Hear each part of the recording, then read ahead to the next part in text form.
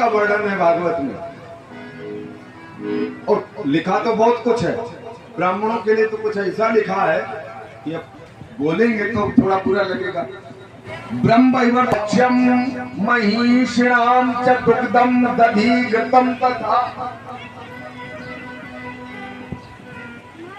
क्या लिखा है कि ब्राह्मणों को कभी भैंस का दूध, दही, घी, स्वास्थ्य कभी नहीं खाना चाहिए। पहले अपनी सुन, हाँ, और सुने जिनके पास गैया है, सबके पास, तो जो छोटी गैया का, छोटे बछड़े का पूरा का पूरा दूध दोह लेती हैं या लेते हैं, उनका तीसरी पीढ़ी के बाद वंश खत्म हो जाता है, नष्ट हो जाता है, नहीं चलता है, नहीं चलता। प्रमाण देखो, छोटे बछड़े का जो दूध दो के चले जाते हैं, उनका तीसरी पीढ़ी विराम, दूध पीने ही वाले नहीं रहेंगे। ले, इसलिए 2 धन बछड़े के हैं और 2 तुम्हारे ईमानदारी से दुआ करो, बेईमानी नहीं रखा करो। हाँ, और सुनो, और लिखा है कि किसी को भी मुर्गा, कुत्ता, बकरी, शूकर, इन सब का घर में स्थान नहीं रखना चाहिए। अगर कोई रखता है तो आप जितना श्राद्ध करेंगे, तर्पण करेंगे, पिंड करेंगे, वो निष्फल हो जाता है। जिस घर में बकरी, कुत्ता और मुर्गा रहते हैं, उस घर में ना तो भगवान भोग लेते, ना पितर भोग लेते। ब्राह्मण, गौ, राजा, रोगी और बाहर से दवा मनुष्य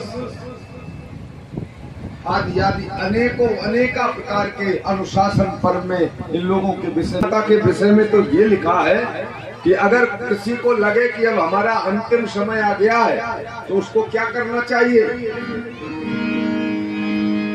कि जिस जगह यदि को बंधती हो, कोई यदि मर जाए, कोई यदि बंधती हो,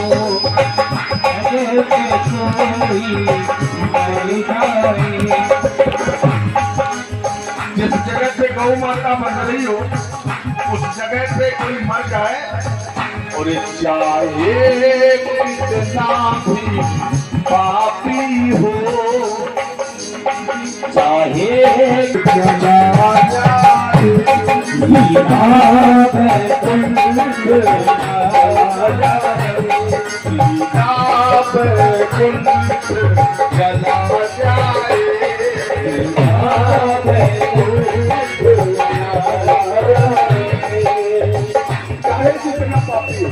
होता है, लेकिन शास्त्र कहते हैं कि अपनी माता से भी बड़ी गौ माता है। और गौ माता की मुख्य माताएं हैं, मुख्य माताएं जो 9 माह गर्भ में धारण करती है, अपनी माता, दूसरी धरती माता, तीसरी गौ माता, चौथी गायत्री माता और 5वीं बोलो गंगा यमुना मैया की। हमारे जीवन में ही 5 माताएं निश्चित करती हैं कि हमें जाना कहाँ है। प्रथम और अंतिम माता तो एकदम जी, तो गौ माता इन सब में श्रेष्ठ है। इसलिए एक गौ माता घर में जरूर रखिए, उसकी सेवा करिए, और नहीं है तो जिनकी हो उसकी सेवा करिए। और लगे तुम्हें कि अब हमारा अंतिम समय है, तो जहाँ गैया बंध रही हो वहां आप लेटना शुरू करो, और ज्यादा चक्कर में नहीं पड़ो, ठीक है। मैं कहूँ भूत प्रेत बरम रखकर बने घूमे हो, खाम खा के घर में परेशानी करे हो। बोलो गोविंद भगवान की। आइए